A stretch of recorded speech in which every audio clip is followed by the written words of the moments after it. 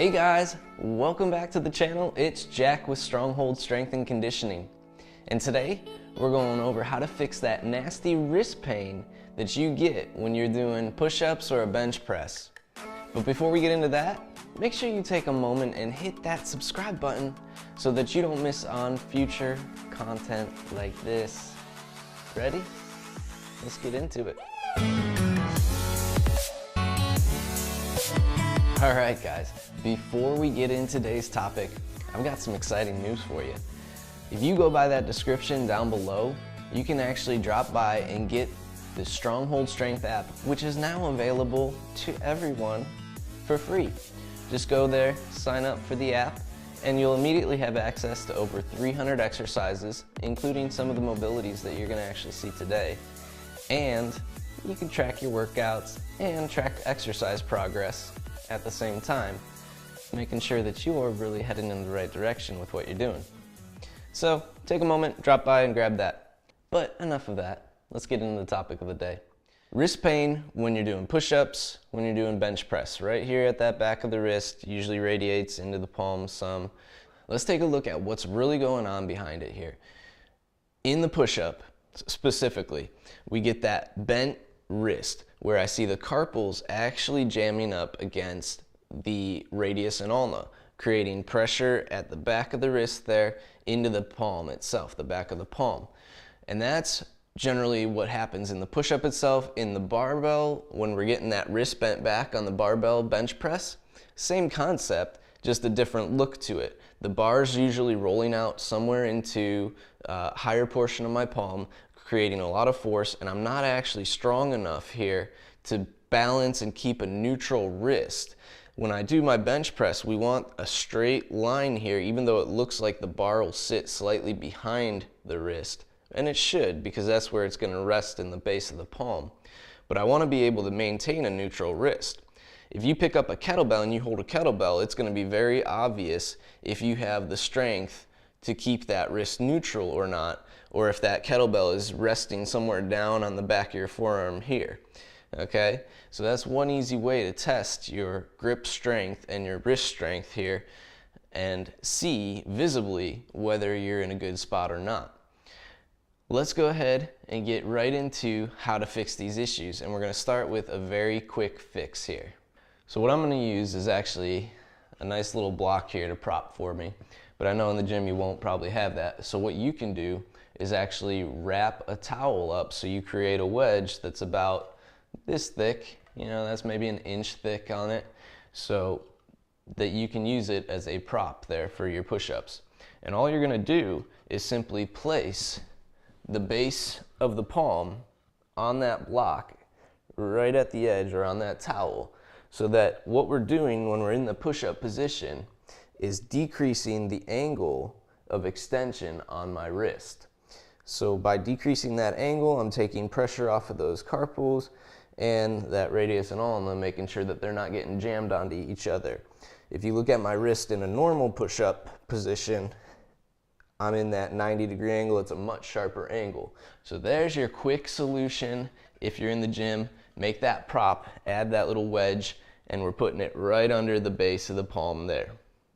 Now, let's talk about a long-term solution that'll help you get rid of that pain so you can do the push-ups without the prop altogether in the long run. What I'm going to be doing is performing what's called a banded distraction. So I need a resistance band. This one is about 65 pounds of resistance. Anything that's going to fit right around the wrist there. We don't want it too thick where it gets up into the forearm. So it's got to be a thinner band that you're using, but have enough pull to it that we're going to actually get a nice gapping effect out of it. And that's the main goal, is to use the band to create and help generate that gap and recreate the space. Putting a stretch at the forearm is what you'll notice, but it's also gonna feel like that hand is almost getting pulled away from the wrist, where we're creating some separation and allowing that joint to glide and move better over itself. And that's the very first step we want to take, is restoring that joint itself so that we can improve the strength of the musculature down in the forearm. But what we're going to do here is place that band right at the back of the wrist, and I might need to help myself get out. I'm using a little bit of a prop here today, so you can use a plate if you're at the gym. And I just want to make sure that band stays literally just above where my hand meets the wrist there. Once I have that, what I want to do is I want to take my other hand that's free. I'm going to use a C grip, and I'm going to cap and put as much pressure down on that palm as I can. And I'm going to lean over and pull back, and I'm kind of pulling my hand so my hand is pinned, and I want to see separation from my carpals and the radius and ulna. I actually want to see my hand kind of look like it pulls off the rest of my forearm and wrist there. And each time I'm trying to go a little deeper into that extended position. You'll notice here I have quite a bit more extension than what I would ever need in my push-up even. And that, my friends, is a long-term fix to that wrist pain that you're going to be getting during push-ups, during a bench press. It's simply generating space at the joint, allowing that joint to have room to move, and then from there, strengthening the forearm musculature. But we're going to save that video for another day, all right? There you guys have it.